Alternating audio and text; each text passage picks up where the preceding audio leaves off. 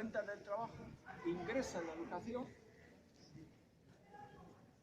Algunos recorren todo ese camino, pagado por nosotros o subvencionado en parte, y luego acaban al servicio de la empresa privada o acaban, en todo caso, en el paro, en la precariedad, en la temporalidad, pero no hay forma de revertirlo. ¿Cuál sería la única forma de revertirlo?